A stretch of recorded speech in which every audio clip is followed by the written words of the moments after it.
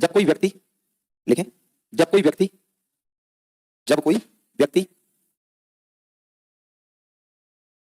अपने जीवन की आधारभूत आवश्यकताओं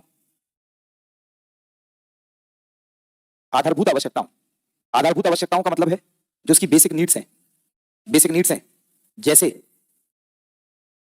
भोजन, वस्त्र, आवास, स्वास्थ्य, स्वच्छता, शुद्ध पेयजल आदि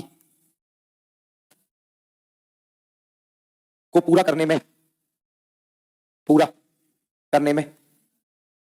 सक्षम नहीं है, कॉमा गरीबी कहते हैं, तो मेरे प्यारे साथियों, what is the meaning of poverty? आखिर हम गरीबी कहते किसे हैं? तो गरीबी का मतलब होता है कि यदि कोई बंदा जो अपने जीवन की आधारभूत आवश्यकताएं, भोजन, रोटी, कपड़ा, मकान, स्वास्थ्य, शिक्षा, स्वच्छता, शुद्ध पेयजल आदि को पूरा करने में सक्षम नहीं है, इसे हम कहते हैं गरीबी। ये गरीबी की बिल्कुल मूलभूत परिभाषा है। अगर हम बात करें तो देखो, अमर्त्य सेन के अनुसार, अगर हम बात करते हैं अमर्त्य सेन, तो अमर्त्य सेन साहब क्या कहते हैं? अमर्त्य सेन साहब ने गरीबी को 1998 में नोबेल प्राइज मिला इकोनॉमिक्स से, और आजकल इकोनॉमिक्स से नोबेल प्राइज आज तक भारत में 2 अर्थशास्त्रियों को मिला है, एक अमर्त्य सेन और दूसरे अभिजीत बनर्जी 2019 में। क्या कहा अमर्त्य सेन ने?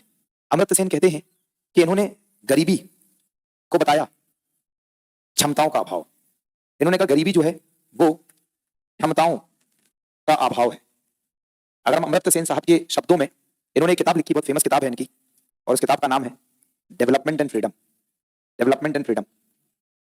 दोस्तों, एक किताब लिखी इन्होंने, that is development and freedom, और इस किताब में कहा कि गरीबी क्या है। तो अमर्त्य सेन साहब कहते हैं कि भाई देखो, गरीबी जो है वो क्षमताओं का अभाव है।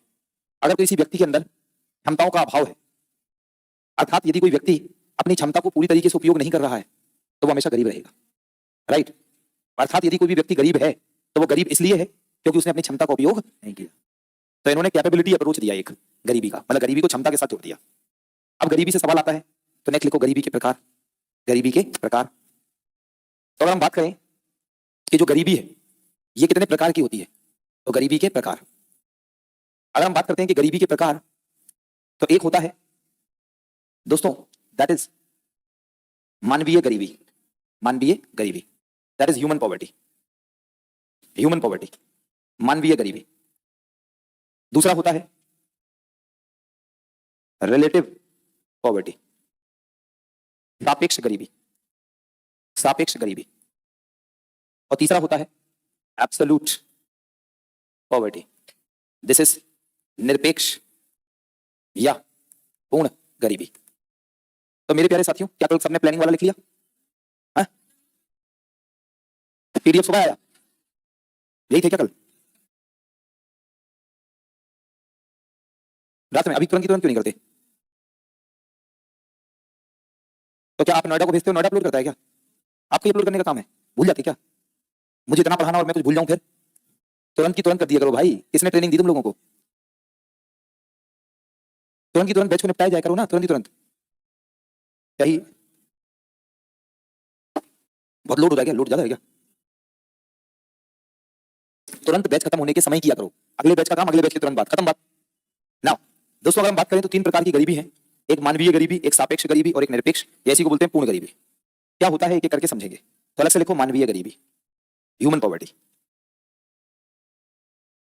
मानवीय गरीबी जैसी को मानव गरीबी भी कह सकते हैं, मानव गरीबी या मानवीय गरीबी। दोस्तों, ये क्या होता है? मानवीय गरीबी कहता है, अलग से देखिए, यदि किसी व्यक्ति को अवसरों के अभाव होने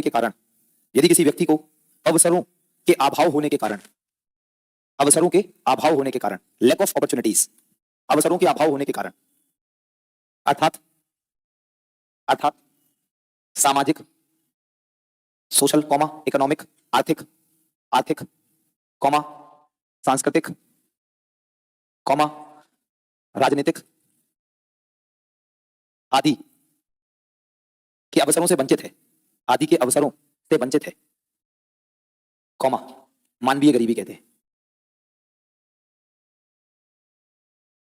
क्या बात समझ पाए? What is human poverty? ध्यान समझना। वैसे अगर मैं आप लोगों से पूछूं कि भाई एक बात बताओ, गरीबी किसे कहते हैं, तो आप क्या कहोगे? नहीं नहीं नहीं, आपसे मैं पूछूं भाई गरीब कौन होता है, गरीब किसे कहते हैं, तो आप अपनी भाषा, मैं बोल लेता हूँ यार, इतनी चुल्ली क्या ही तुम में। दोस्तों अगर मैं आपसे पूछूं कि गरीब आप किसे कहते हैं, तो एक सामान्य व्यक्ति क्या कहेगा कि भाई देखो मेरे पास पैसा नहीं है इसलिए मैं गरीब हूं, ऐसे ही होगा? नहीं, तो हाँ, अच्छा हाँ, तो सामान्यतः गरीब किसे कहते हैं? तो सामान्यतः अगर हम बात करें तो गरीब का मतलब है आय की कमी, इनकम की कमी, धन की कमी को हम गरीब कहते हैं। जिसके पास पैसा नहीं है उसी को गरीब कहते हैं। लेकिन मानवीय गरीबी धन के अभाव से संबंधित नहीं है। मानवीय गरीबी अवसरों से वंचित, अवसरों के अभाव से संबंधित है। राइट? यदि आप गांव में रहते हैं, गांव में दोस्तों रोजगार के अवसर नहीं है, गांव में दोस्तों आय कमाने के स्रोत नहीं है, तो आप गरीब हैं। मानवीय गरीबी दोस्तों लिख लो, यह आय की कमी को संदर्भित नहीं करता है। यह आय की कमी को संदर्भित नहीं करता है। मतलब जब हम मानवीय गरीबी की बात करेंगे तो हम ये नहीं आय की कमी को गरीबी नहीं कहेंगे, हम कहेंगे अवसरों के अभाव, कि आपको आर्थिक, सामाजिक, राजनीतिक, सांस्कृतिक कोई भी अवसर नहीं मिले, अपॉर्चुनिटी नहीं मिली, आप गरीब रह गए। क्या बात समझ में आई? जय दोस्तों, मैं अपने गांव में पैदा हुआ, हमारे गांव का नाम है सरसई बाबई, जिला जालौन, उत्तर प्रदेश। राइट? गांव का नाम है सरसई और उससे लगा हुआ बड़ा गांव है बाबई, तो हम कहते हैं सरसई, जिला जालौन, उत्तर प्रदेश। बोलो क्लियर? तो हम सरसई में पैदा हुए, हमारे संगे संगे और मोड़ी मोड़ा पैदा भाई है। हमारे पापा की नौकरी आती दोस्तों, भली 4th क्लास में थी, तो हमारे पापा हमें झांसी ले आए। जब हमें झांसी ले आए तो हमें पढ़ने का, लिखने का अवसर मिला। और दोस्तों आज हम गरीब नहीं है, लेकिन आज ऐसे बहुत सारे मोड़ी मोड़ा हैं जो हमारे संगे पैदा भये थे और भी आज गांव में रह रहे। दोस्तों उन्हें ना तो नौकरी के अवसर मिले, ना पढ़ाई के अवसर मिले, और दोस्तों वो लोग बेचारे गरीब हैं, तो उन्हें मैं मानवीय गरीब कहूंगा। This is called human poverty. I hope you got the point. Next लिखिए रिलेटिव पॉवर्टी, सापेक्ष गरीबी। क्या मानवीय गरीबी समझ में आया? नेक्स्ट है सापेक्ष गरीबी, रिलेटिव, रिलेटिव पॉवर्टी, सापेक्ष गरीबी, रिलेटिव पॉवर्टी, दैट इज सापेक्ष गरीबी। मेरे प्यारे साथियों, व्हाट इज सापेक्ष गरीबी? सापेक्ष गरीबी का मतलब होता है, बहुत गौर से सुनेंगे, बहुत अच्छा टर्म है और मेरे साथ साथ लिखते रहेंगे।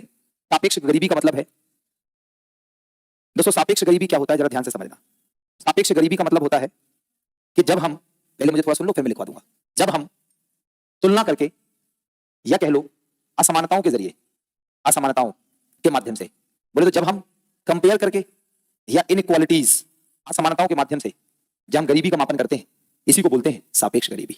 जैसे अगर हम दो लोगों में तुलना करें, एक ये है एक ये है, इन दोनों की अगर हम इनकम को कंपेयर करें कि इन दोनों के पास इनकम का डिस्ट्रीब्यूशन कैसा है, जो आय का वितरण है वो किसके पास कैसा है।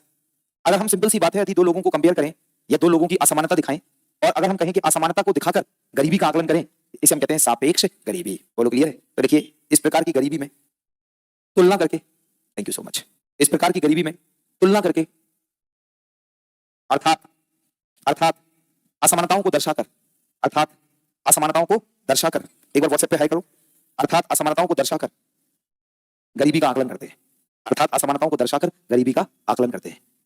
बोलो क्लियर है? पहले तो आप लोग एक लाइन में याद रखो कि जब भी आए आपके सामने रिलेटिव पॉवर्टी, तो रिलेटिव पॉवर्टी में आप क्या कहेंगे कि रिलेटिव पॉवर्टी का मतलब है कि जब हम क्या करते हैं, जल्दी बोलो, जब हम तुलना करें या कंपैरिजन के माध्यम से या गरीबी का आकलन करें तो कौन सी गरीबी कहलाती है? सापेक्ष गरीबी। कोई दिक्कत?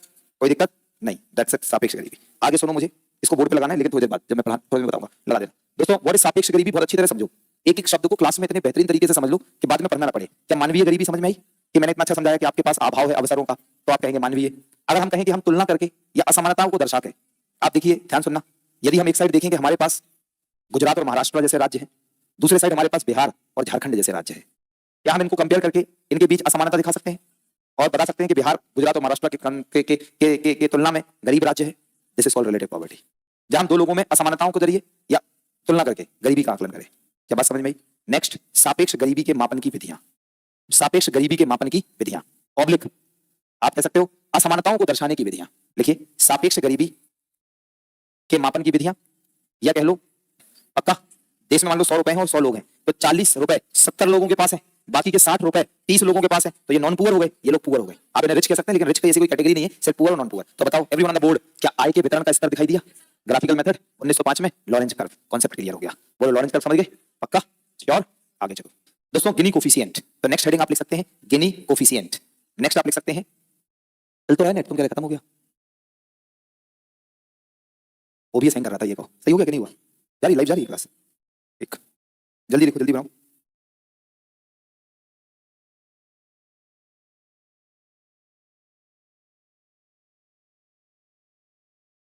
हो गया क्या?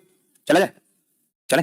देखो दोस्तों, अब हम बात करेंगे गिनी कोफिशिएंट। मुझे सारे लोग बताइए लॉरेंज कर्व समझ गए? किसी को बता सकते हैं? पक्का? नेक्स्ट गिनी कोफिशिएंट। दोस्तों हुआ क्या, इसी लॉरेंज कर्व के कॉन्सेप्ट को एक दूसरे स्टैटिशियन थे, इन्होंने क्या किया, गुणांक, क्या मैथ्स में निकलता है, क्या मैथ्स में पता है ना गुणांक निकालना। तो दोस्तों क्या हुआ कि एक बहुत बड़े स्टैटिशियन थे जिनका नाम था कोरेडो गिन्नी, कोरेडो गिन्नी। इन्होंने 1912 में क्या किया, आय के वितरण की डिग्री दिखाई, आय असमानता की डिग्री, आय असमानता की डिग्री का मापन किया इन्होंने, आय असमानता की डिग्री का मापन। बहुत गौर से समझना, इन्होंने क्या किया, जो 1905 में लॉरेंज कर्व बना था, इसी लॉरेंज कर्व का यूज किया, और इस लॉरेंज कर्व के यूज से इन्होंने दोस्तों मैथमेटिकली इस लॉरेंज कर्व के यूज से इन्होंने मैथमेटिकली एक कोफिशिएंट निकाला, और उसे हमने नाम दिया गिनी गुणांक। कैसे, वो मैं बताऊंगा। मतलब इन्होंने इसी मैक्स ओ लॉरेंज के लॉरेंज कर्व का उपयोग किया और इससे कैलकुलेशन किया, और उसी को हमने बोला गिनी गुणांक। क्या देखेंगे, रुक जाओ, इसका मतलब क्या वो सीखिए। दोस्तों इन्होंने ये मान लो एक ग्राफ बनाया कुछ इस तरीके से, यहां बना देते हैं। इन्होंने एक ग्राफ बनाया, इस ग्राफ में यही जो 45 डिग्री की लाइन है, इसको नाम दिया दोस्तों, this is O, x axis यहां पे दिखाया जनसंख्या का प्रतिशत, एवरीवन क्या सही है, this the O y axis, इसमें दिखाया आय का प्रतिशत, राष्ट्रीय आय का प्रतिशत, इसको नाम दिया क्या, समान वितरण की रेखा, लाइन ऑफ इक्वल डिस्ट्रीब्यूशन, समान वितरण की रेखा। ध्यान से देखेंगे दोस्तों, इन्होंने ये लॉरेंज कर्व है हमारा, एवरीवन क्या ये Lorentz curve, this is what Lorentz curve. इन्होंने दोस्तों ये जो एरिया दिख रहा है आपको, ये वाला यहां से यहां तक का, मतलब थोड़ा गौर फरमाइए दोस्तों, ये जो एरिया दिख रहा है समान वितरण की रेखा और लॉरेंज कर्व के बीच का जो क्षेत्रफल है, इसका नाम दिया ए, और लॉरेंज कर्व के बाद और ये जो ग्राफ इसका एरिया है, ये वाला इसका नाम दिया बी। ए और बी समझ पाए आप? नहीं समझ पाए? और उन्होंने एक फॉर्मूला निकाला जी गिनी कोफिशिएंट, जी गिनी कोफिशिएंट बराबर A upon A plus B, this is the formula. देखो दोस्तों इन्होंने क्या दिखाया, अगर आप नहीं समझ पा रहे इसका मतलब आप ध्यान नहीं से सुन नहीं रहे। लॉरेंज वक्र ने आय के वितरण की असमानता को दर्शाया, मतलब सीधी बात आय के वितरण का स्तर दर्शाया कि देश में कैसा आय का वितरण है, कि 40% इनकम 70% लोगों के पास है, मतलब आय के वितरण की स्थिति दिखाई। और दोस्तों इन्होंने क्या दिखाया, इन्होंने मैथमेटिकली आय असमानता की डिग्री को दिखाया और फॉर्मूला बनाया G is equal to A upon A plus B. A क्या है, बी क्या है, ये तो समझ गए। और जो गिनी कोफिशिएंट की वैल्यू है वो 0 से 1 के बीच होती है, 0 से 1 के बीच। बहुत गौर से देखना भी रुको, 0 बताता है पूर्ण समानता। अगर किसी भी देश के गिनी कोफिशिएंट की वैल्यू 0 के करीब है तो वहां पे समानता है, और किसी देश में एक है वैल्यू तो ये बताता है पूर्ण असमानता, पूरी तरीके से असमानता। नहीं समझ पाए क्या, पूर्ण असमानता, सही है दोस्तों, this is called the Guinea coefficient. अगर हम गिनी गुणांक की बात करें, आइए जरा देखिए 4 केसेस बताते हैं। केस नंबर 1 दोस्तों, सारे लोग बोर्ड की ओर देखेंगे, यहां पर हम दिखाएंगे जनसंख्या का प्रतिशत, यहां पर आय का प्रतिशत। ये क्या है जल्दी से बोलो, समान वितरण की रेखा। ध्यान से देखना सारे लोग, अगर मान लो लॉरेंज कर्व इसी रेखा के ऊपर आता है, इसी के ऊपर, तो जी बराबर A upon A plus B. गौर से देखना ये फॉर्मूला है, तो जी बराबर ए 0 है, ए 0 हो गया, बी मान लो 5 है, इसके नीचे की लाइन पूरी एरिया बड़ा है, ये 5 है दोस्तों, दिस इज कॉल्ड 0/5, तो G is equal to 0, this is called पूर्ण समानता। मुझे लग रहा है आप समझ गए कि अगर दोस्तों गिनी कोफिशिएंट का मान 0 कब होगा, मैंने दर्शा दिया, मैंने कहा इसका मान 0 से 1 के बीच होता है। अब मैं आपको बताऊंगा कब 0 होगा, कब 0 के पास, कब 1 के पास और कब 1 होगा। 4 कंडीशन बताऊंगा। दूसरी कंडीशन सारे लोग बोर्ड की ओर देखना, बाद में छाप लेना, छापना इज नॉट सो इंपॉर्टेंट, समझना इज इंपॉर्टेंट। जनसंख्या का प्रतिशत, और जल्दी बताओ ओ वाई एक्सिस में आय का प्रतिशत, और ये क्या है जल्दी बताओ, समान वितरण की रेखा। ध्यान से देखना, अब हमारा ये लॉरेंज कर्व है, तो जी बराबर क्या है फॉर्मूला, आप गौर से देखना, कितने लोग समझ पाए, नहीं समझे, 2 और 3 का चक्कर नहीं समझे क्या, ए छोटा है और बी बड़ा है, इसलिए यहाँ 3 बोलो, समझ गए now. So this is called 2/5, this is 0.4, तो G1, this is the G1, तो G1 बराबर, जी देखना गौर से सब लोग, G1 is greater than G। अबे नहीं समझे क्या, ये G है, G1 G से ज्यादा है दोस्तों, इसे मैं कहूंगा असमानता, असमानता। नहीं समझ पाए, असमानता दिखा रहा है ये। तीसरी कंडीशन देखो, तीसरी कंडीशन, यहाँ पे जनसंख्या का प्रतिशत, फिर से यहाँ क्या आय का प्रतिशत, फिर बताओ ये क्या है, समान वितरण की रेखा। देखना सारे लोग, कुछ ऑब्जर्व करना, G बराबर A upon A plus b, बोलो यस। G2 बराबर A इज 3 प्लस 2। कितने लोग समझ पाए, पक्का ना? नहीं समझ पा रहे तो थोड़ा बॉर्नविटा पिए बेटा, दिस इज 0.6, तो G2 is greater than G1। नहीं समझ पाए, दिस इज कॉल्ड, देखना मैं क्या लिख रहा हूं,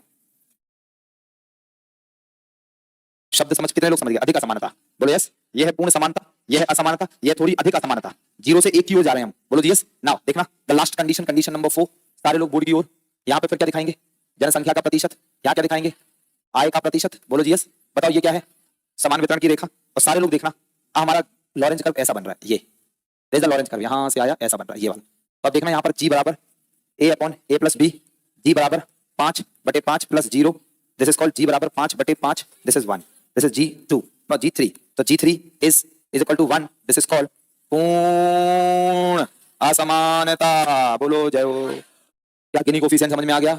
नाउ अब इसे पढ़ो एक बार फिर से, नो इसे पढ़ो फिर से। रिलेटिव पॉवर्टी क्या बताता है? कंपेयर या असमानता के जरिए गरीबी का मापन। तो कंपेयर करना या सापेक्ष गरीबी असमानता के मापने के तरीके, दो तरीके हैं, लॉरेंज कर्व, गिनी कोफिशिएंट। लॉरेंज कर्व बढ़िया से समझ में आ गया। इसी मेथड को 1912 में पोरेटो गिन्नी ने मैथमेटिकली निकलवाया और दोस्तों ये बनाया ए, इसको बी, ये बनाया फॉर्मूला। और गिनी कोफिशिएंट की वैल्यू होती है 0 से 1 के बीच, यहाँ पे 0 5, हाँ ये तो मुझे सीखना था। तो देखो ए क्या है? लॉरेंज यानी समान वितरण की रेखा और लॉरेंज कर्व के बीच का क्षेत्रफल, तो ये पूरा हो गया 5, ए आ गया 5 और बी तो कुछ है ही नहीं, तो बी हो गया 0। नहीं समझ पाए? आ गया? पहले नहीं आ रहा था ना दोस्तों। दिस इज कॉल्ड, बेटा ऑनलाइन हो सकता है कुछ बच्चों को क्लियर हुआ नहीं हुआ, पता नहीं, शायद डिस्कनेक्शन हो गया था, जो भी आपको दोबारा रिकॉर्डेड वीडियो मिल जाएगा अगर ये लोग डालेंगे तो आप देख लीजिएगा। मुझे उम्मीद है दोस्तों ये गिनी कोफिशिएंट और लॉरेंज कर्व के कांसेप्ट आपके क्लियर हो गए। बोलो जी यस। तो हमने कहा 3 तरीके की गरीबी होती है, एक मानवीय, एक सापेक्ष और एक, तो नेक्स्ट लिखें निरपेक्ष गरीबी। इसकी जगह छोड़ लें अपने लिए और आप देख लो आप अपने हिसाब से, एक आपको इतनी जगह में ये लिखना है। क्या लॉरेंज कर्व लिख लिया? ठीक है, नहीं लिखा तो आप अपने अनुसार जगह छोड़ें, राइट। ये है फिर एक पन्ना, आधा पन्ना इसके लिए और आधा पन्ना इसके लिए, एक पन्ना। तो आप आगे करके लिखें, फिर हम आगे चलेंगे। ऑनलाइन समझ गए? तो दोस्तों अगर हम आगे बात करें तो जो ऑनलाइन नहीं समझ पाए थे वो आप नेक्स्ट कॉन्सेप्ट पे ध्यान देंगे। ये लोग आपको क्या दूसरा वीडियो दोबारा डालोगे क्या? पूरा दोबारा वीडियो डालोगे क्या ऑनलाइन में? सिर्फ जो पता है वो डालोगे बस, ठीक है, वो आप देख लेना प्लीज, है ना। कल ये लोग शिकायत ना करें मुझसे। दोस्तों अगर हम बात करें दोस्तों, तो नेक्स्ट हमने कहा, यहाँ देखो जरा सारे लोग, 3 प्रकार से गरीबी है। मानवीय गरीबी समझ में आ गया, सापेक्ष समझ में आ गया, हम बात करेंगे एब्सोल्यूट। ये हमने मानवीय, ये हमने सापेक्ष गरीबी पढ़ा, अब हम पढ़ेंगे क्या? एब्सोल्यूट। तो नेक्स्ट लिखें absolute poverty. Absolute poverty Hindi में कहते हैं निरपेक्ष या पूर्ण गरीबी। और बहुत गौर से सुनेंगे व्हाट इट इज, क्या होता है। एब्सोल्यूट पॉवर्टी की बात करते हैं तो दोस्तों सबसे पहली बात तो ये कि इस प्रकार की गरीबी में, आप पूरी लाइन लिखेंगे, इस प्रकार की गरीबी में, आप पूरी लाइन लिखिए, इस प्रकार की गरीबी में गरीबी का आकलन, इस प्रकार की गरीबी में गरीबी का आकलन गरीबी रेखा के आधार पर होता है। इस प्रकार की गरीबी में गरीबी का आकलन गरीबी रेखा के आधार पर होता है। इस प्रकार की गरीबी में गरीबी का आकलन गरीबी रेखा के आधार पर होता है। देखो दोस्तों, जब हम निरपेक्ष या पूर्ण गरीबी की बात करते हैं तो हम गरीबी रेखा के आधार पर गरीबी का आकलन कर रहे होते हैं। बोलो समझ में आया? अब मुद्दे की बात यह है कि गुरुजी ये गरीबी रेखा क्या है, तो नेक्स्ट लाइन अलग से लिखें, गरीबी रेखा, गरीबी रेखा, गरीबी रेखा। दोस्तों जब हम गरीबी रेखा के आधार पर गरीबी को निकालें तो क्या कहलाता है? निरपेक्ष या पूर्ण गरीबी। अब मुद्दे की बात है सर ये गरीबी रेखा क्या है, तो गरीबी रेखा क्या है? तो गरीबी रेखा लिखिए वह रेखा जो लोगों को 2 भागों में बांटती है, जो लोगों को 2 भागों में बांटती है। अर्थात जो लोग नीचे होते हैं, जो लोग इस रेखा के नीचे होते हैं उन्हें गरीब कहते हैं, एवं जो लोग ऊपर होते हैं उन्हें गैर गरीब कहते हैं, उन्हें गैर गरीब कहते हैं। अब लगा दीजिए, जो लोग, ये वह रेखा जो लोगों को 2 भागों में बांटती है, जो लोग इस रेखा के ऊपर होते हैं या नीचे उन्हें गरीब, एवं जो ऊपर होते हैं उन्हें गैर गरीब कहते हैं। नहीं आई बात समझ? आ गई ना? What is poverty line? गरीबी रेखा। फिर से समझो, नीचे ये ड्रॉ कर लो, देखो ये है गरीबी रेखा। इसे देखो पहले आप सारे लोग, ये देखो ये लाइन है। सोचो एक ऐसी सरकार ने लाइन बना दी, कहा जो लोग इस लाइन के नीचे आएंगे वो, और जो इसके ऊपर आएंगे वो, दैट इज पॉवर्टी लाइन। नहीं समझे? इसे कहेंगे गरीबी रेखा। तो ये लाइन बना लो, पॉवर्टी लाइन, नीचे पुअर, ऊपर या हिंदी में लिख लो गरीब और गैर गरीब। अब दोस्तों मुद्दा ये है, आपके दिमाग में एक प्रश्न आना चाहिए, और आपके दिमाग में प्रश्न ये आना चाहिए कि सर एक सवाल का जवाब दें, और सर ये सवाल का जवाब दें, पीछे वाला पेज खोल दो। सर एक सवाल का जवाब दें और वो ये कि सर आखिर ये रेखा बनेगी कैसे? बोलो, दिमाग में प्रश्न आना चाहिए कि सर आखिर ये रेखा बनेगी कैसे? आप लोगों को 2 भागों में बांटोगे कि अच्छा जी आप नीचे हैं, अच्छा जी आप ऊपर हैं, अच्छा जी आप गरीब हैं, आप गैर गरीब हैं, आखिर ये रेखा बनाओगे कैसे? उससे पहले एक और शब्द सीखो, एक टर्म होता है, नेक्स्ट टर्म लिखेंगे, that is head count ratio. Head count ratio, SCR, this is head count अनुपात। हेड काउंट रेशियो क्या होता है? एरो डालकर लिखें। हेड काउंट रेशियो क्या होता है? एरो डालकर लिखें। बहुत सी सिंपल सा टर्म है, एक ही लाइन में सीख जाओगे। गरीबी रेखा के नीचे, बेटा चलो जाओ बाहर, जल्दी जाओ, जैसे धीरे धीरे आए वैसे धीरे धीरे जाओ, आराम आराम से। और इससे जस्ट 1 मिनट पहले जो आया था छोटा है वो भी खड़े होकर जाओ जल्दी से। गरीबी रेखा, चलो बेटा जाओ, कल आना। गरीबी रेखा के नीचे लोगों की कुल संख्या, गरीबी रेखा के नीचे लोगों की कुल संख्या। डिसिप्लिन इज सबसे इंपॉर्टेंट इन द लाइफ, अनुशासन। कम ऑन, यस और नॉट? आप भाई 2:30 बजे की क्लास है, आप 2:30 की जगह आप 2:40 तक आ जाएं, आप 2:45 तक भी आ जाएं, आप 3 बजे तक भी आ जाएं, तो शिक्षक का हृदय बहुत उदार है। लेकिन इतना उदार नहीं है कि 2:30 बजे की क्लास में 3:30 बजे आ रहे, तो फिर आप इंतजार करें 1 घंटा, 4:30 बजने का, तमीज कहते हैं इसको। और फिर आप दूसरी क्लास में 4:30 बजे प्रवेश करें, इसको तमीज कहते हैं इसको। तो पहले अनुशासन और तमीज सीखना जरूरी है, बाद में तुम लोग कुछ बनने का सोचो। क्या बात सही है? नहीं? तो दोस्तों ऐसा धर्मशाला थोड़ा खुला है, मंदिर में भगवान जी थोड़ा बैठे कि चाहे जब मुंह उठा के चले आओ। दोस्तों उनके भी उठने और सोने का समय होता है, फिर तो यहाँ पर भी है दोस्तों। ऐसा ना मुंह उठा के चले आए रात में 12 बजे और भगवान जी कैसे हो? तो दोस्तों समय होता है एक हर चीज का। खैर चलो मेरे प्यारे साथियों, इसको सुनो, बहुत सिंपल सा शब्द है। कुछ बच्चे तो लिखते लिखते सीख गए हेड काउंट रेशियो। हेड का मतलब क्या होता? हेड किसे कहते हैं? हेड। अरे जमोड़ी को हेड नहीं पता। अभी हमारे 2 साल के मोड़ा से पूछ लो, वो बता देगा हेड ऐसे ऐसे बोलता है, वो ऐसे कहते हैं हेड तो ऐसे करता है, और ये शोल्डर तो ऐसे ऐसे कर रहा होता है। हैं इतना चंट है वो, तो पता नहीं क्या मतलब टो तो दोस्तों ऐसे दिखाएगा आपको, तो ये हेड नहीं पता चलेगी। दोस्तों हेड का मतलब खोपड़ा, राइट। दोस्तों हेड का मतलब खोपड़ा, बोलो यस। और काउंट मतलब गिन लो, और गरीबी रेखा के नीचे जितने लोग हैं ये देखो, इन सबके सर गिन लो। दैट मींस गरीबी रेखा के नीचे कुल लोगों की संख्या कहलाता है हेड काउंट अनुपात। नहीं समझे क्या? समझ गए? अब दोस्तों जैसे हमने देखा था सापेक्ष गरीबी के मापन की 2 विधियां हैं, लॉरेंज वक्र, गिनी गुणांक। इसी प्रकार से निरपेक्ष गरीबी कह लो या गरीबी रेखा कह लो के मापन की 2 विधियां हैं। तो आप लिख सकते हो गरीबी रेखा कौन था? गरीबी रेखा दोस्तों, चलो बाहर से क्या ही मतलब रखे अपन। दोस्तों गरीबी रेखा ऑब्लिक सापेक्ष गरीबी के मापन की विधियां। सापेक्ष गरीबी, अच्छा देखना, क्या सापेक्ष गरीबी को गरीबी रेखा से दिखाते हैं? नहीं सॉरी यार, क्या निरपेक्ष गरीबी को गरीबी रेखा से दिखाते हैं? तो आप लिख लो निरपेक्ष गरीबी, माफ करिए सापेक्ष लिया क्या आपने, माफ करिए मुझे, निरपेक्ष गरीबी या ऑब्लिक करके गरीबी रेखा, गरीबी रेखा के मापन की विधियां, गरीबी रेखा के मापन की विधियां। दोस्तों कुल मिलाकर हमारे देश में सापेक्ष गरीबी का मापन कैसे होता है, या आप ये कह लो कि गरीबी रेखा कैसे बनाई जाती है। नहीं समझ में आ रहा? क्या अभी आपके दिमाग में प्रश्न तो आ रहा होगा ना कि सर ये रेखा कैसे बनेगी, आखिर हम कैसे डिवाइड करेंगे कि आप गरीब हैं और आप नॉन पुअर हैं? दोस्तों इसके 2 तरीके हैं हमारे पास। कितने तरीके हैं? तो पहला तरीका है दोस्तों कैलोरी का सेवन, कैलोरी का, दिस इज कैलोरीज इनटेक। कोई भी व्यक्ति कितनी कैलोरी का सेवन कर रहा है उसके आधार पर तय होगा कि गरीबी रेखा क्या होगी। तो पहला हो गया कैलोरी का सेवन, कोई दिक्कत। दूसरा हो गया पारिवारिक, पारिवारिक उपभोग, उपभोग व्यय, पारिवारिक उपभोग व्यय। This is house hold consumption, consumption method, पारिवारिक उपभोग व्यय, हाउस होल्ड कंजम्पशन मेथड। पहले आप 1 मिनट 1.5 मिनट मुझे सुने, बाद में लिखें। आप ध्यान से सुनना। निरपेक्ष गरीबी या पूर्ण गरीबी को या गरीबी रेखा को बनाने का या मापने का 2 तरीके हैं। एक है कि कोई भी बंदा कितनी कैलोरी का भोजन कर रहा है, और दूसरा है कोई भी बंदा कितना रुपए खर्च कर रहा है। ये तो थोड़ी किताबी भाषा लिखी, पारिवारिक उपभोग व्यय, उसे आप भूल जाओ, बस नया रखो खर्च। क्या कि आपका खर्च कितना है, दूसरा आप कितनी कैलोरी का भोजन कर रहे हैं, ये डिसाइड करेगा गरीबी रेखा क्या होगी। बोलो क्लियर? नाउ अब बहुत गौर से सुनेंगे। फिर से मैं समाप्त करता हूं सारी चीजों को बड़े प्यार से। पूर्ण या निरपेक्ष गरीबी में गरीबी की रेखा के आधार पर गरीबी का मापन होता है। दूसरी बात, गरीबी रेखा वह रेखा जो लोगों को 2 भागों में बांट दे, जो नीचे बिलो पॉवर्टी लाइन सुना होगा बीपीएल, और जो ऊपर non poor, non poor, right. दोस्तों हेड काउंट रेशियो पहले समझ गए। निरपेक्ष गरीबी या गरीबी रेखा के मापन के 2 तरीके, मतलब गरीबी रेखा को 2 तरीके से बनाया जाता है। एक तो आप कितनी कैलोरी का भोजन कर रहे हो, और दूसरा कितना आपका खर्च है। अब आगे सुनेंगे मुझे कि हमारे हिंदुस्तान में ये जो गरीबी रेखा है, हमारे हिंदुस्तान में ये जो गरीबी रेखा है, इसको मापने की जो विधियां हैं वो अलग अलग समय पर अलग अलग मेथड्स देखने को मिले, अलग अलग समय पर अलग अलग मेथड देखने को मिले। हमारे देश में गरीबी रेखा के अलग अलग समय पर अलग अलग मेथड देखने को मिले। मतलब जो गरीबी रेखा है, जैसे समय बदलता है तो गरीबी रेखा का मान भी बदलेगा। सरल भाषा में बात करें तो समय के साथ साथ गरीबी रेखा की अलग अलग परिभाषाएं हमें देखने को मिली। बहुत गौर से सुनेंगे। मैंने इसको 2 भागों में आपको समझाना है, पहला आजादी से पहले और दूसरा आजादी के बाद। अगर हम बात करें तो भारत में गरीबी रेखा का निर्माण या भारत में पूर्ण या निरपेक्ष गरीबी का कैलकुलेशन आजादी से पहले सबसे पहली बार किया दादा भाई नौरोजी ने। दादा भाई, फिर दोस्तों दादा भाई नौरोजी ने 1901 में एक किताब लिखी, poverty and British rule in India, बताया था आपको, उसमें गरीबी के बारे में बात करी, उसमें गरीबी के बारे में बात करी। देन मैंने आपको बताया था एक नेशनल प्लानिंग कमेटी 1938 की, कल तो पढ़ाया, राष्ट्रीय योजना समिति आईएनसी के नेता सुभाष चंद्र बोस ने बनाई, और पंडित जवाहरलाल नेहरू जी उसके अध्यक्ष थे, बताया ना। तो दोस्तों नेशनल प्लानिंग कमेटी ने भी गरीबी की रेखा की बात करी, और बाद में 1944 में आजादी से पहले बॉम्बे प्लान आया था, उसने भी गरीबी रेखा की बात करी। तो ये तो हो गया आजादी से पहले। तो देखते हैं आजादी से पहले, सबसे पहले देखो भारत में क्या लिखा, भारत में गरीबी रेखा के आकलन की विधियां। ये आप लिख चुके हैं, दोनों मेथड है। आइए ध्यान सुनेंगे सारे लोग, फोकस। दोस्तों अगर हम गौर से देखें तो गरीबी रेखा का मापन आजादी से पूर्व, दादा भाई नौरोजी। मेरे प्यारे साथियों, दादा भाई नौरोजी कहते हैं कि यदि कोई व्यक्ति, बहुत गौर से सुनना है, यदि कोई व्यक्ति 17 से 35 रुपए, नहीं 16 से 35 रुपए, कहते हैं यदि कोई व्यक्ति 16 से 35 रुपए, वो भी प्रति व्यक्ति प्रति वर्ष, ये मैं सोचना 16 रुपए 35 रुपए प्रति वर्ष, भाई बात चल रही है 1901, 1900, मतलब समझ गए। तो ये कहते थे कि यदि कोई व्यक्ति ₹16 से ₹35 प्रति वर्ष अपने भोजन, बोले तो घी, मटन आदि, शुगर वगैरह वगैरह पर अगर आप खर्च करते हो तो आप हो गए गरीबी रेखा के ऊपर, और नहीं करते हो तो गरीबी रेखा के नीचे। बताओ क्या गरीबी रेखा बन गई? नहीं समझ पाई? दोस्तों इन्होंने क्या कहा, समझ गए? यदि कोई व्यक्ति 16 से 35 रुपए प्रति व्यक्ति प्रति वर्ष अपने भोजन पर खर्च करता है, दाल, आटा, चावल, घी, मटन आदि, दोस्तों उसे हम कहेंगे गैर गरीब, और नहीं करेगा तो क्या कहेंगे? क्या गरीबी रेखा बन गई? 1938 की नेशनल प्लानिंग कमेटी कहती है 15 से 20 रुपए प्रति व्यक्ति, 15 से 20 रुपए प्रति व्यक्ति, ये देखो 15 से 20 रुपए प्रति व्यक्ति प्रति माह, 35 आ गया, 35 आ गया। दोस्तों ये हो गया एनपीसी की बातें। बॉम्बे प्लान कहता है ₹75 प्रति व्यक्ति प्रति वर्ष। दोस्तों हमारे भारत में अलग अलग समय पर गरीबी रेखा का अलग अलग तरीके से निर्धारण होता आया है। तो ये बात तो हो गई आजादी से पहले, ये अपनी कॉपी में आप बाद में लिखना। बोलो जी यस, लाइक घर पे जाके लिखेंगे आप, तो अभी इतना टाइम नहीं है। क्या कह रहे? क्या तो मैं क्या करूं, गुस्सा क्यों हो रहे? तो परसों लिख लेना है, तो नरसों लिख लेना है, क्या तो क्लास छोड़ देना यार। फिर तुम खड़े हो तो थोड़ा तमीज में बोलो यार, टीचर है तुम्हारे, पड़ोसी थोड़ी ना है।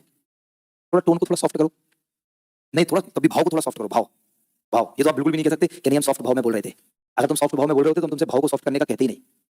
नहीं हाँ तब भी नहीं, सॉरी पोरी गया तुम्हारा तेल लेने, ठीक है आराम से बोलो, मूड थोड़ा अच्छा है इसलिए तुमसे कुछ नहीं कह रहे, नहीं तो सीधा यहाँ से जस्ट नीचे वाले फ्लोर में 6 नंबर है, लेकिन हम कुछ नहीं करेंगे, बैठो तुम क्या ही करेंगे। तो दोस्तों शिक्षक का हृदय बहुत उदार होता है, राइट, लेकिन बेटा थोड़ा प्यार से बोलो। अगर हम कह रहे हैं कि घर पे लिख लेना तो तुम थोड़ा समय निकालो, क्योंकि अभी अगर मैं तुम्हें इतना, अभी इसके अंदर और भी बहुत सारा है, अगर मैं सारा तो नहीं लिखने को कह रहा, कहीं कहीं बीच बीच में लिखने को कह रहा, तो अगर इसमें इतनी सारी चीजें लिखवाएंगे तो अभी क्या है कि 2:30 बजे तक इसी को लिखते रह जाएंगे हम, तो मतलब 4:30 बजे तक हम इसी को लिखते रह जाएंगे। तो अगर टीचर जो कह रहा है सा हृदय से उसकी बात स्वीकार करनी चाहिए, क्योंकि हमेशा शिक्षक का काम है जन कल्याण ना कि सेल्फ कल्याण। अब ऐसा सोचो ना दोस्तों, भाई अगर हम कुछ कर रहे हैं, कोई भी शिक्षक यहाँ खड़े होकर, तो वो आपके भले के लिए कर रहा, उसमें हमारा कोई भला नहीं होगा, क्योंकि तुम हमारा क्या ही भला करोगे भाई, हमारा भला तो कोचिंग संस्थान करेगा पैसा देकर। तो वो तुमने इनसे पहले का यही है गधे नंबर 1, तो हम क्या करें? अबे तुम्हारी वजह से सुनने को मिल रहा है, समझ में आया तुम्हें? ये इतने तुम्हारी वजह से सुनाया, तो अब इनको क्या है, इनको क्या है, जिनने एमबीए तो करा नहीं, बिना शिक्षा के यहाँ आ गए, बेरोजगार आदमी, काम मिल गया।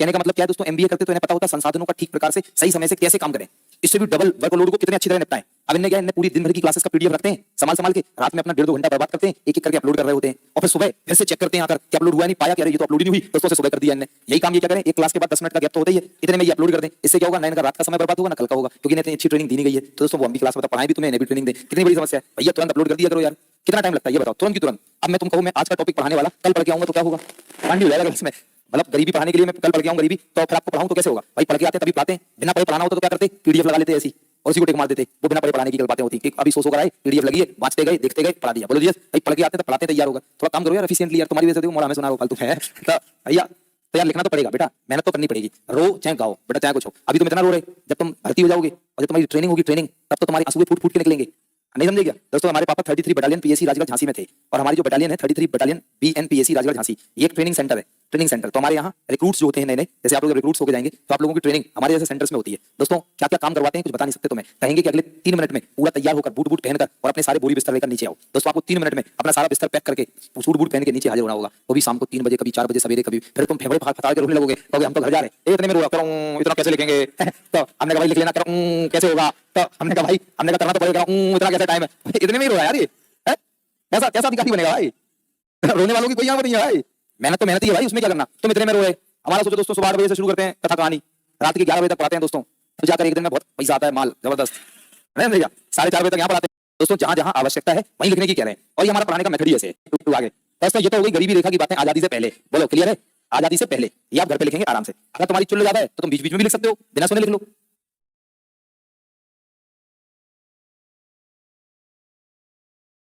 गड़बड़ लग रहा तो तू घर पे बैठ के सही कर लेना, बैठ जा 10 तक। अब अगर हम बात करें दोस्तों आजादी के बाद, थोड़ा मुझे सुनो फिर मैं बताऊंगा। आजादी के बाद सबसे पहली बार जो भारत में गरीबी का काम हुआ वो सीधा 1973 में हुआ। हमारे देश में अलग अलग समय पर अलग अलग समितिज बनाई गई, जैसे 1973 में आजादी के बाद एक वाई की अलग समिति आई, फिर 1900 उससे पहले 1973 में एक समिति आई जिसका नाम था वीएम डंडेकर एंड एन रथ समिति, बी 71 में आई, 73 में रिपोर्ट दी इसने, वीएम डंडेकर एंड एन रथ समिति। फिर दोस्तों 1979 में आई, फिर से एक समिति आई जिसका नाम था वाई के अलग समिति। फिर 1993 में आई, उसमें एक कमेटी आई जिसका नाम था डीटी लकड़ावाला समिति। फिर हम 2005 में बनाई गई, 2009 में रिपोर्ट दी सुरेश तेंदुलकर समिति। फिर 2012 में एक समिति बनाई गई, 2014 में रिपोर्ट आई सी रंगराजन समिति। तो हमारे हिंदुस्तान में ये अलग अलग समितिज और अलग अलग समय पर गरीबी रेखा के लिए अलग अलग मापन किया गया। बोलो जी क्लियर, एक एक करके हम इन समिति को देखते हैं। जैसे सबसे पहले वीएम डंडेकर एंड एन रथ समिति 1971 में बनी, 73 में रिपोर्ट आई थी इसकी। इसने क्या किया वो सब छोड़ो, इसने सबसे पहली बार कैलोरी की बात करी। आप जरा ध्यान से देखो कि अभी तक किसी ने कैलोरी की बात करी थी, और हमने कहा गरीबी रेखा 2 तरीके से मापते हैं, एक कैलोरी और एक खर्च। दोस्तों पहली बार वीएम डंडेकर एंड एन रथ समिति ने कहा कि यदि हमारे देश का कोई व्यक्ति 2400 2250, चाहे वो ग्रामीण क्षेत्र में हो या वो शहरी क्षेत्र में हो, अगर कोई बंदा 2250 किलो कैलोरी, बोलते कैलोरी है लेकिन लिखते किलो कैलोरी, 2250 किलो कैलोरी एक व्यक्ति एक दिन में खाता है तो वो नॉन पुअर है, और उससे कम खाता है तो वो पुअर है। आई होप सब समझ गए, बोलो प्लीज समझ में आया। ये हो गया कैलोरी की बातें। थोड़ा सा आगे चले दोस्तों, 1979 में वाई की अलग समिति आई। वाई की अलग समिति ने एक काम करा, क्या काम करा, इसने ग्रामीण क्षेत्र में कैलोरी का कंजम्पशन उपभोग अलग कर दिया और शहरी क्षेत्र में अलग। अब थोड़ा सा ऊपर फोकस करो तो वीएम डंडेकर एंड एन रथ समिति ने 2250 किलो कैलोरी जो बोला था वो दोनों रूरल अर्बन एरियाज में बोला। वाई के अलग साहब ने एक काम किया, ताकि भैया अगर कोई बंदा गांव में है तो 2400 किलो कैलोरी और शहर में है तो 2100 किलो कैलोरी अगर खाएगा तो वो गरीबी रेखा से ऊपर। और साथ में इन्होंने खर्च के मानदंड भी बताया। इन्होंने कहा कि यदि कोई बंदा गांव में है तो उसे 49.1 रुपए और शहर में है तो 56.7 रुपए खर्च करने हैं। बोलो समझ में आया। So this is called y की अलग समिति ने पहली बार खर्च और कैलोरी दोनों के आधार पर ग्रामीण और शहरी क्षेत्र में गरीबी का आकलन करने हेतु गरीबी रेखा का मापन किया। क्या बात समझ गए।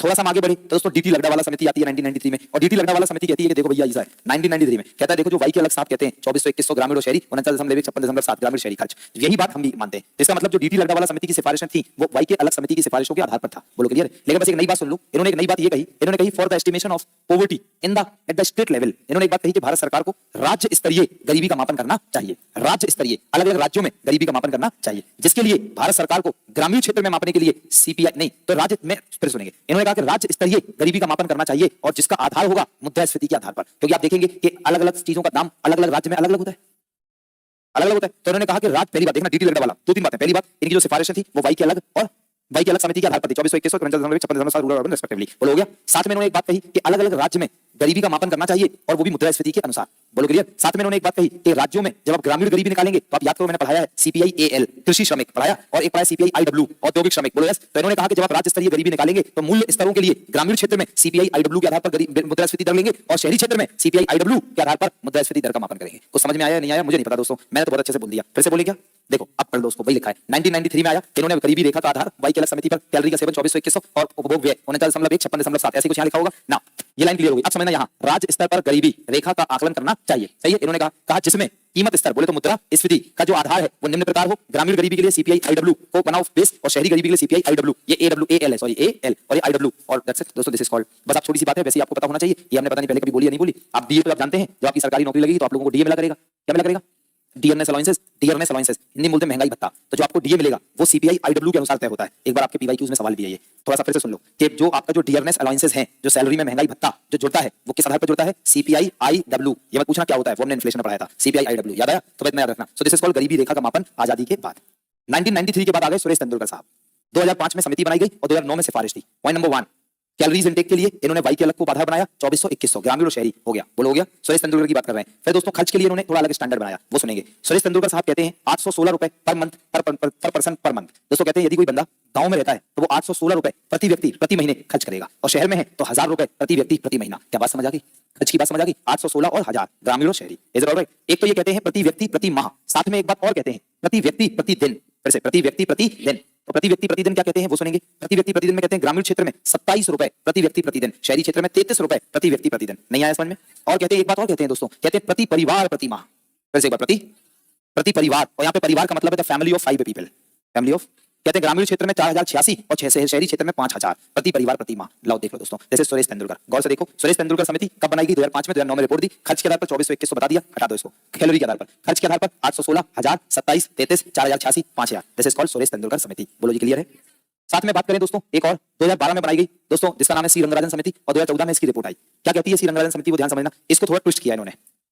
जो कई समय से 2400 चला रहा था, इसे कर दिया 2155, इसे कर दिया 2090। एवरीवन क्या? तो आज की तारीख में अगर मुझसे पूछा जाए कि भारत में अगर कैलोरी के बेस पर गरीबी का आकलन करना है तो वो क्या होगा, तो मैं कहूंगा शहरी ग्रामीण क्षेत्र में 2155 और शहरी क्षेत्र में 2090। कोई दिक्कत, कोई समस्या? क्या बात समझ गए? आ जाओ दोस्तों। खर्च के आधार पर जो यहाँ 816 था इसे 972 कर दिया, 1000 था 1407 कर दिया, 27 को 32 रुपए, इसको 47 रुपए, 4086 को 4860 और इसको 7035 रुपए। देख लो दोस्तों, ये रहा सी रंगराजन का। बोलो जी क्लियर है? देख लो सी रंगराजन 2400 2100 की जगह बना दिया 2155 और 2090। आ जाओ यहाँ, जो 816 था उसे 972, 1000 को 1407, जो वहां पे जो 27 रुपए और 33 रुपए था इसे कर दिया 32 और 47, जो वहां 4086 था उसे 4860 और जो 5000 था उसे 7035। क्या बात समझे? तो अलग अलग समय पर भारत में अलग अलग प्रकार से गरीबी का मापन होता आया है। साथ में उन्होंने थोड़ा प्रोटीन फैट को भी जोड़ा, वो बहुत छोटी बात है, उसको अपन कंसीडर नहीं कर रहे। तो दिस इज कॉल्ड भारत में निरपेक्ष गरीबी के अंतर्गत गरीबी रेखा का मापन। ईमानदारी से मुझे सारे विद्यार्थी बताएंगे सच सच कि गरीबी रेखा का मापन समझ में आया या नहीं आया। जिसको नहीं आया तो वो एक नंबर का उल्लू ही होगा, जो बैठा तो है लेकिन उसका ध्यान कहीं और है। भाई अपन ने तो बहुत अच्छी तरह पढ़ाया। दूसरी बात, पहली बार पढ़ा रहे होते तो हो सकता है शायद थोड़ी एफिशिएंसी दक्षता पढ़ाने की कम होती। दोस्तों इतना पढ़ा रहे कि सोते सोते भी पढ़ाते, तो मैं सब पता ही होगा, सारे आंकड़े ऐसे याद हैं। कमाइए सुन, रात में सो रहे होंगे, सोते सोते भी 2 बजे भी इकोनॉमिक्स पढ़ा सकते हैं। इतने बार पढ़ाया दोस्तों। इवन अगर जिस बैच में जैसे पढ़ाते हैं वो बिल्कुल वैसे ही पढ़ा रहता है क्लास में। दोस्तों अगर आप नहीं सीख पाए तो बेटा गलती तुम्हारे एंड पर है, हमारा बिल्कुल भी ऐसा नहीं था कि हमने कमजोर तरीके से पढ़ाया हो। क्या इतनी बात समझ में आई? कि दोस्तों फाइनली अगर हम बात करें, चलो खत्म करते हैं इसको। निरपेक्ष या पूर्ण गरीबी का मापन गरीबी रेखा पर होता है और गरीबी रेखा का निर्धारण समय समय पर परिवर्तित होता रहता है, आजादी से पहले से लेकर आजादी के बाद तक। क्या बात समझ गए? अब आप लिखिए, इतनी सी जगह आप अपने हिसाब से देख लीजिए। हाँ है? अच्छा, अर्बन एरियाज में, शहरों में ज्यादा है ना, तो फिर तुम्हारा दिमाग कहां था जब ग्रामीण क्षेत्र में 2400, अर्बन एरियाज में 2100 थी? पहले तुम यहां भी तो लगाओ अपना दिमाग। अच्छा ठीक है, आया था लेकिन डर लग रहा था, पूछा कांटे लगे क्या हमारे? ऐसे आंख छुप जाएंगे इतने दूर से है? तो बाकी ये तुम्हारे दिमाग में आया था, थोड़ा तुम अपने दिमाग में डालती। ऐसा क्यों है? तुम्हारा दिमाग तुरंत बोलता अच्छा गांव में मेहनत का काम ज्यादा होता है इसलिए कैलोरी ज्यादा, शहर में मेहनत का काम क्या है? देखो तुम्हें पढ़ा भी रहे, कोई बोल रहा तो 2 बातें भी सुना रहे, थक गए तो कुर्सी डली। दोस्तों यहाँ कैलोरी की जरूरत क्या है? कम है, पैसा वसूल। ना दोस्तों ये देखिए, आप इतनी जगह आप छोड़ दीजिए अपने अनुसार। यहाँ तक तो आपने नोट्स बना लिए, जरा गौर से देखो, अपन इस पे काम कर रहे थे, आपने यहाँ तक तो बना लिए, ये तो हो गया आपका, ये नहीं बनाना है। अब दोस्तों यहाँ से आप देख लो कितने जगह छोड़ोगे, एक ये लिखोगे, ये लिखोगे, ये लिखोगे, ये लिखोगे, ये मुझे लगता है 2 पन्ने छोड़ देने चाहिए तुम्हें, 2 राइट पन्ने छोड़ दो। और यार तुम्हारे लिए माफी यार, तुम्हें लिखना पड़ेगा घर पे भाई थोड़ा, हम जान रहे हैं तुम्हारी क्लासेस ज्यादा हो रही हैं, लेकिन ये गलती तो तुम्हारी है, कोचिंग की नहीं है। अगर तुम्हें इस साल पेपर देना था तो तुम 1 साल पहले तैयार हो जाते, मुझे लग रहा समझ गए आप। लेकिन अब तुम्हारी क्या है, बच्चों की रणनीतिक फॉल्ट बहुत ज्यादा है। बच्चों की रणनीतिक फॉल्ट क्या है, जब एग्जाम आता है तो कोचिंग की याद आती, लेकिन अगर मेरे छोटे भाई बहन होते तो मैं उन्हें इस समय तो कोचिंग ही नहीं करने देता।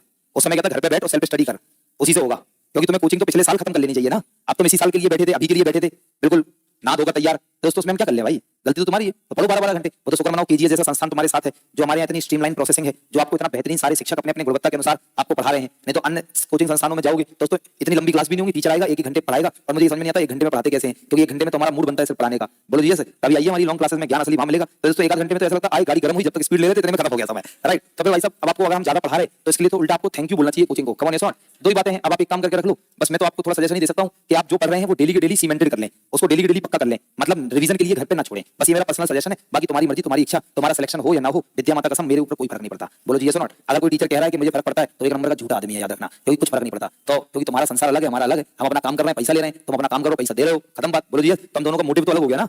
अरे बोलो ऐसे भाई, हमने अपना काम ईमानदारी से किया, परमात्मा उसका मूल्यांकन करेगा। आपने अपना काम कितनी ईमानदारी से किया, परमात्मा आपका मूल्यांकन करेगा। तो हम कभी अपने स्टूडेंट्स को गुमराह नहीं करते भाई, ये ना कभी सॉफ्ट बातें करते जिससे तुम्हें लगे वाह कितना अच्छा आदमी हमारे बारे में कितना सोचता है। भाई यहाँ एक समय बाद तुम्हारे बाप तुम्हारे बारे में नहीं सोचेंगे, वो भी याद रखना। अगर तुमने उनके लाइन लेंथ और दिशा निर्देश पे काम नहीं किया तो दोस्तों, तो फिर हम तुम्हारे बारे में सोचने वाले कौन ही होते हैं, जब एक समय बाद तुम्हारा बाप भी तुम्हारे बारे में नहीं सोचेगा। मुझे लगा मेरी बात समझ गई, अच्छी लगी हो तो सही है, नहीं लगी हो तो सही है। दोस्तों मौलियों का क्या होगा, थोड़ा देर तक बाप को लग रहा है कि सिलेक्शन हो सकता है, तब तक थमे रहेंगे। जब लगेगा कि जब तो पढ़ नहीं रही, जब सिलेक्शन हो या ना हो तो सीधा ब्याह कर देंगे। मौलियों का क्या होगा, तुम्हारा भी ब्याह कर देंगे, 1 साल तक खिलाएंगे, फिर लात मार के बाहर कर देंगे।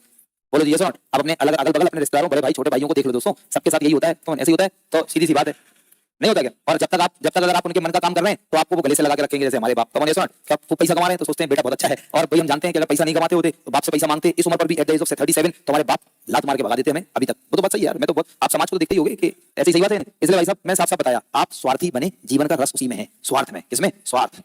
देखो कितना अच्छा ज्ञान दे रहे हैं, बी सेल्फिश। और जो जितना ज्यादा सेल्फिश होता है वो उतना ज्यादा तरक्की पर होता है। कम ऑन यस और नॉट। चलो खैर तुम्हें पता नहीं समझ में आया नहीं, अपनी अपनी फिलॉसफी है, हर एक की अलग अलग फिलॉसफी है। This is my own philosophy. So ना तो दोस्तों मुझे लग रहा है कि मैंने एब्सोल्यूट पॉवर्टी आपको समझा दिया। थोड़ा सा नोट करके लिखेंगे, भारत में गरीबी के आंकड़े नोट करके थोड़ा सा लिखेंगे कि भारत में गरीबी के आंकड़े, गरीबी के आंकड़ों को एकत्रित करने, गरीबी के आंकड़ों को एकत्रित करने का कार्य, गरीबी के आंकड़ों को एकत्रित करने का कार्य एरो।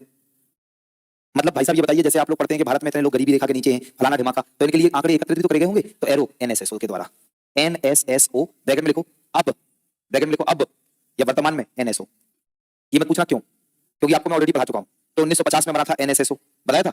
और दोस्तों 23 मई 2019 में इसी को बना दिया गया एनएसओ। तो ब्रैकेट में अब एनएसओ के द्वारा किया जाता है। क्या बात समझ गए? भारत में गरीबी के आंकड़ों को एकत्रित कौन करता है, लेकिन आप कह लो एनएसओ। बोलो क्लियर। नंबर 2, भारत में गरीबी के आंकड़ों को प्रकाशित करना, भारत में गरीबी के आंकड़ों को प्रकाशित करना, भारत में गरीबी के आंकड़ों को प्रकाशित करना एरो, या ब्रैकेट में नीचे लिखो, उसी लाइन के नीचे लिख लो, गरीबी के आंकड़ों को प्रकाशित करना, ब्रैकेट में गरीबी से संबंधित नोडल एजेंसी। नोडल का मतलब प्रमुख एजेंसी, गरीबी से संबंधित प्रमुख एजेंसी, गरीबी से संबंधित प्रमुख एजेंसी। तो भारत में जो गरीबी से संबंधित नोडल एजेंसी है, मतलब सबसे मेन एजेंसी है, ये सबसे मेन बॉडी है, निकाय है, जो गरीबी से संबंधित काम करती है, एरो डालकर नीति आयोग। नीति आयोग ब्रैकेट में लिख लो, पहले योजना आयोग। कल पढ़ाया आप लोगों को, इसलिए पहले आपको प्लानिंग कमीशन नीति आयोग पढ़ाया, उसके बाद पॉवर्टी का चैप्टर शुरू किया। तो देखो दोस्तों दिमाग में लोड कर लो अभी के अभी, प्लानिंग नो गरीबी। भारत में जब भी आपके दिमाग में आएगा गरीबी, आपका दिमाग कहेगा तुरंत नीति आयोग। सही है। तो अगर गरीबी के संबंध में काम करने के लिए सबसे मेन एजेंसी कौन सी है? चलो एक लाइन सुनना पहले। पहला नोट में पॉइंट आपने लिखा कि भारत में गरीबी के आंकड़ों को एकत्रित एनएसएसओ, अब एनएसओ करता है। ये बात समझ में आई? लेकिन जरा ध्यान से ये सुनिए, जब एनएसएसओ या एनएसओ आपसे ये बोलेगा या भारत में बताएगा कि भैया देखो इतने लोग गरीबी रेखा के नीचे है, तो आप थोड़ा कनेक्ट करना मेरे साथ। तो गरीबी रेखा को 2 तरीके से बनाते हैं, एक कैलोरीज और एक खर्च। सही है। तो जब एनएसओ डेटा को एकत्रित करता है या नीति आयोग डेटा को प्रकाशित करता है और लोगों को बताता है कितने लोग गरीब हैं, तो इन दोनों में से कैलोरी और खर्च में से जो मेन मेथड है वो है खर्च का। तो याद रखना, लिखो तरीके समझ जाओगे। भारत में, ऑनलाइन सारे लोग लिखना प्लीज, भारत में गरीबी रेखा के आंकड़े, भारत में गरीबी रेखा के आंकड़े एरो पारिवारिक उपभोग व्यय, पारिवारिक उपभोग व्यय के आधार पर होते हैं, पारिवारिक उपभोग व्यय के आधार पर होते हैं। बताओ कितने स्टूडेंट समझ पाए इस बात को? पक्का कि भारत में जो गरीबी, ये आप पीवाईक्यू करेंगे तो आपको ये सवाल मिल जाएगा डेफिनेटली। मैंने पहले भी बताया, रोज बताता हूं, कल भी बताऊंगा, लास्ट क्लास तक बताऊंगा। एक भी सेंटेंस हमेशा नहीं पढ़ाते जो पेपर के लिए इंपॉर्टेंट ना हो, जिसमें आप ये सोचो वाओ क्या ज्ञान है इस बंदे को। दोस्तों ज्ञान नहीं दिखाना हमें, सिर्फ पेपर के लिए पढ़ाना। और दोस्तों अभी आपका पेपर भी बहुत जल्दी है, तो अभी दोस्तों ज्ञान दिखाने का समय भी नहीं है, तो क्यों ना बच्चों को भी पढ़ाया जाए जिससे डायरेक्टली पेपर में काम हो जाए। तुरंत दान महाकल्याण, कम ऑन यस और नॉट। तो इसलिए आप सिर्फ वही पढ़ रहे हैं हम जो बिल्कुल पेपर के लिए एक्जैक्टली यूजफुल है। तो तीनों नोट के पॉइंट इंपॉर्टेंट है और तीनों पॉइंट से सवाल बने हैं, आगे बन सकते हैं। बोलो समझ गए? पहला पॉइंट जल्दी बताओ कि भारत में गरीबी के आंकड़ों को एकत्रित कौन करता है। दूसरा पॉइंट बताओ कि गरीबी के लिए मेन एजेंसी, और तीसरा पॉइंट कि गरीबी का जो आंकड़ा है वो किस पर आधारित है, गरीबी पारिवारिक उपभोग व्यय। चलो मेरे प्यारे साथियों, ये सब आप लोग नोट करेंगे। बोलो जी यस। नाउ हम आगे बात करते हैं। तो देखो, एक तो हमारे देश में हो गया ये गरीबी रेखा, एक आप नेक्स्ट लिख सकते हो अंतरराष्ट्रीय गरीबी रेखा, इंटरनेशनल पॉवर्टी लाइन।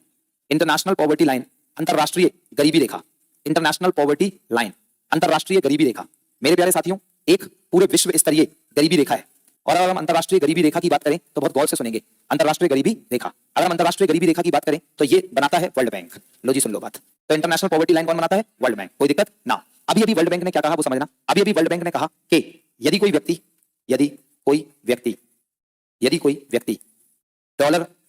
प्रति व्यक्ति प्रतिदिन से कम पर जीवन यापन करता है, एरो डालकर गरीब कहते हैं। ये हो गया इंटरनेशनल पॉवर्टी लाइन।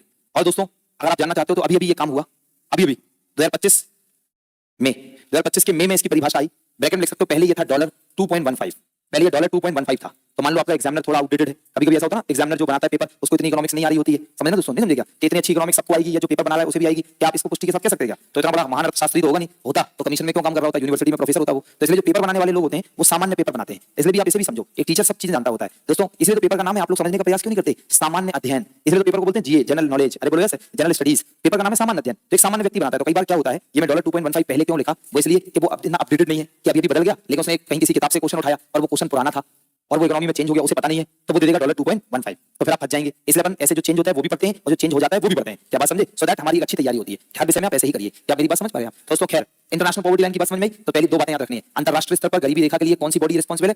दूसरी बात, वर्ल्ड बैंक क्या कहती है कि पूरे विश्व में यदि कोई व्यक्ति $3 एक व्यक्ति एक दिन में अगर अपने जीवन यापन पर खर्च करता है तो वो हो गया गरीबी रेखा के ऊपर, और उससे कम करेगा तो गरीबी रेखा के नीचे। कोई समस्या ना? नए पेज पे लिखें, multi dimensional poverty index, multi dimensional poverty index, multi dimensional poverty index बोलते हैं एमपीआई।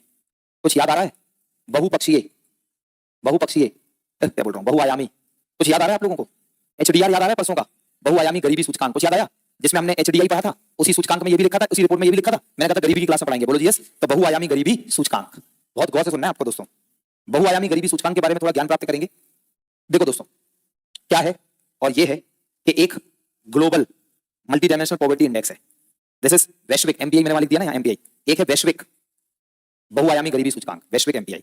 दोस्तों पूरे वर्ल्ड में ये जो वैश्विक स्तर का बहुआयामी गरीबी सूचकांक है, ये 2010 में प्रारंभ हुआ, और इसको बनाने का काम करता है यूएनडीपी। फुल फॉर्म बोलो, हिंदी में बोलो, संयुक्त राष्ट्र विकास कार्यक्रम।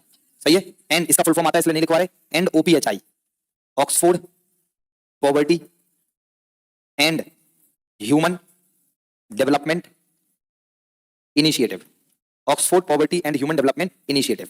हिंदी में लिखना चाहते हो तो ऑक्सफोर्ड गरीबी एवं मानव विकास पहल, ऑक्सफोर्ड गरीबी एवं मानव विकास पहल, ऑक्सफोर्ड गरीबी एवं मानव विकास पहल। दोस्तों एक अंतरराष्ट्रीय स्तर पर वैश्विक बहुआयामी गरीबी सूचकांक कैलकुलेट होता है।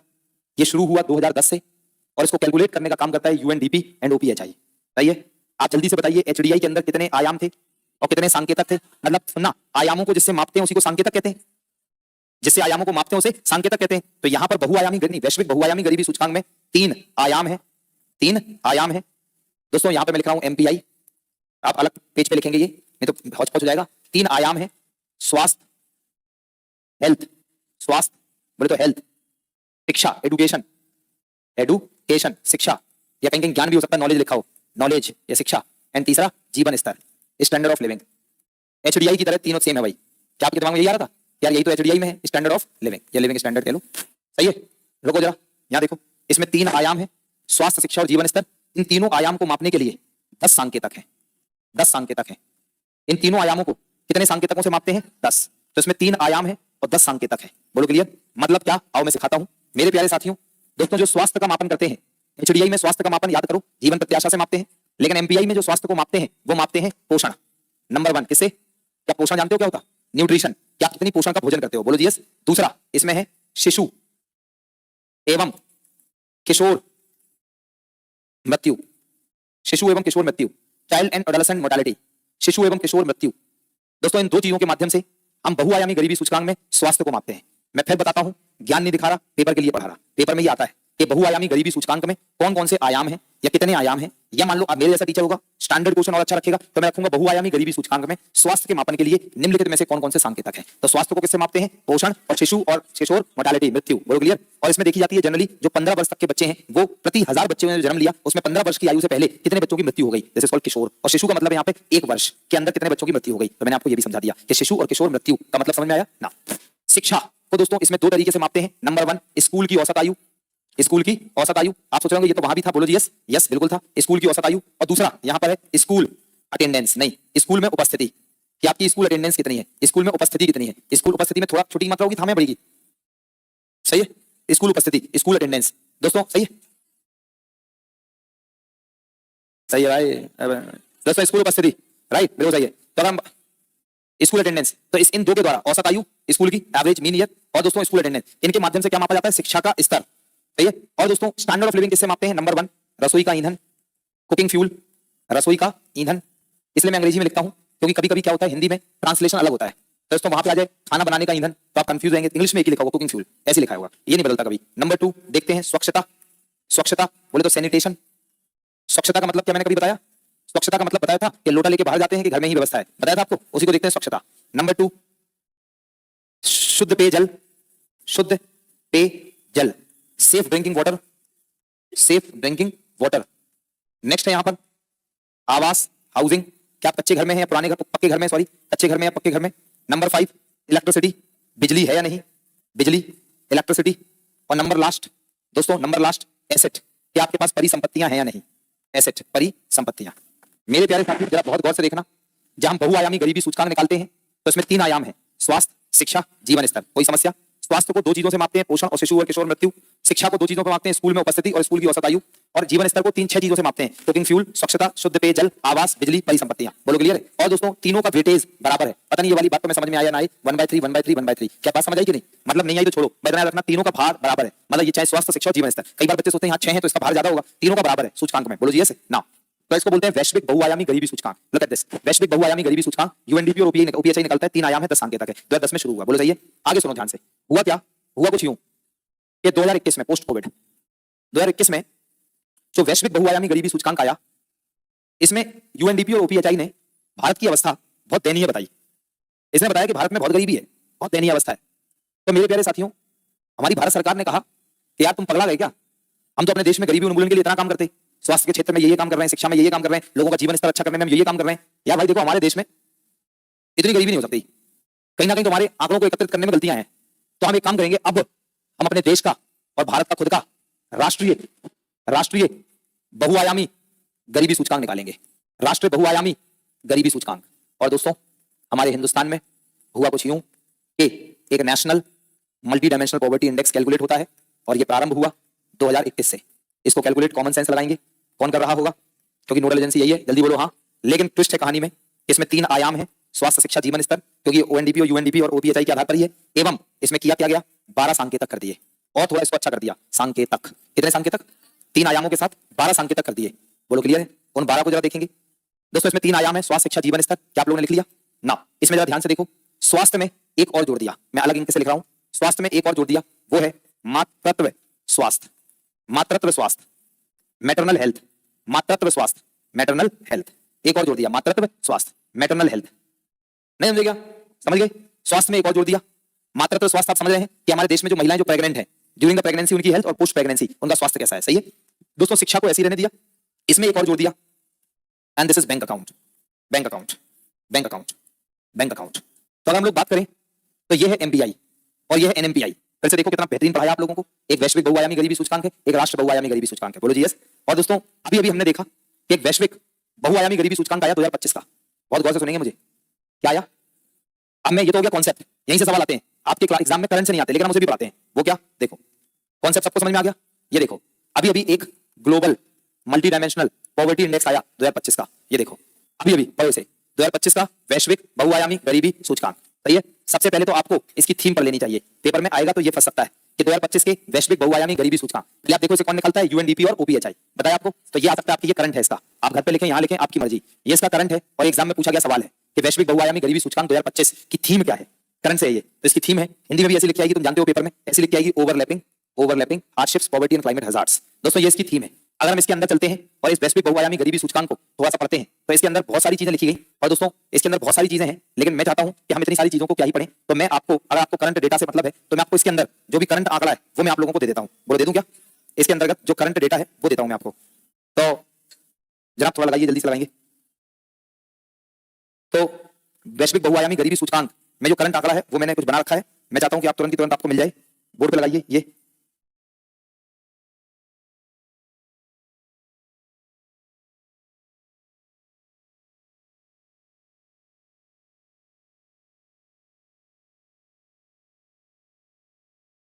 और मेरे प्यारे साथियों जो पहले वो लगाइए, फिर दूसरा मैंने भेजा वो भी लगाना है। क्या आप सब लोगों को बहुआयामी गरीबी सूचकांक समझ आया? पक्का आया? चलो बहुत अच्छी बात है। दोस्तों ये मेरे किसी एक स्टूडेंट ने लिखा है, मैंने आपको उसी की कॉपी की एक इमेज दी है, आप घर पे बैठ के आराम से करना। इसमें क्या लिखा है ये मत सोचना अंग्रेजी हिंदी कुछ नहीं है, डेटा है? हाँ वो मैं बताऊंगा। अगर आप चाहें तो आप इसके अंदर घुसें गूगल में, यहाँ पे जो मैंने निकाला था वहां से भी निकाल सकते हैं, लेकिन ध्यान देखना क्या है, global multi dimensional poverty index 2025, ये हेडिंग हो गई, global multi dimensional poverty index. देखो इसकी थीम यही है क्या, ओवरलैपिंग हार्डशिप्स, ये थीम हो गई। रिपोर्ट को कौन रिलीज करता है? ओपीएचआई और यूएनडीपी। की फाइंडिंग्स, इसके प्रमुख फाइंडिंग कह रहे हैं कि टोटल 6.3 बिलियन लोग 109 कंट्रीज से सर्वे करे गए, का सर्वेक्षण हुआ, का सर्वे किया गया। बोलो यस। कह रहे हैं 6.3 बिलियन लोगों का जो सर्वे हुआ है, इसमें से पूरे विश्व में, क्योंकि तो वैश्विक है ना, पूरे विश्व में 1.1 बिलियन, लगभग 18.3% लोग बहुआयामी गरीब हैं, मल्टी डायमेंशनल पुअर है। एक मैं और आपको डेफिनेशन बता देता हूं, ये आपने समझ लिया। यहाँ पे आप नीचे लिख सकते हैं बहुआयामी गरीब, आप नीचे लिखना चाहें तो आप इसी के नीचे लिख सकते हैं बहुआयामी गरीब। आप गौर से देखें, ये देखो आंकड़ा क्या कह रहा है, प्लीज प्लीज दोस्तों मेरे छोटे भाई बहनों की तरह ईमानदारी से पढ़ें, थोड़ा ललक के साथ पढ़ें। देखो यहाँ पे लिखा है 6.3 बिलियन लोगों की स्टडी करी गई, जिनमें 109 देशों से, जिनमें से 1.1 बिलियन, लगभग 18.3% लोग बहुआयामी गरीब हैं। तो मेरा अच्छा स्टूडेंट दिमाग में सोचेगा कि सर ये बहुआयामी गरीब कौन है? दोस्तों मैं जवाब दूंगा उसे कि यदि कोई व्यक्ति, पहले देखना लिखने की तगाड़ मत रहना, समझने की तगाड़ में रहना, कॉन्सेप्ट अच्छा है। यदि कोई उपर्युक्त आयामों सांकेतकों में से 33.33% के अभाव में है। हाथ ऊपर करो, कितने स्टूडेंट समझ गए? नहीं समझे? क्या समझे बताओ? 12 सांकेतक है राष्ट्र के लिए और 10 है वैश्विक के लिए।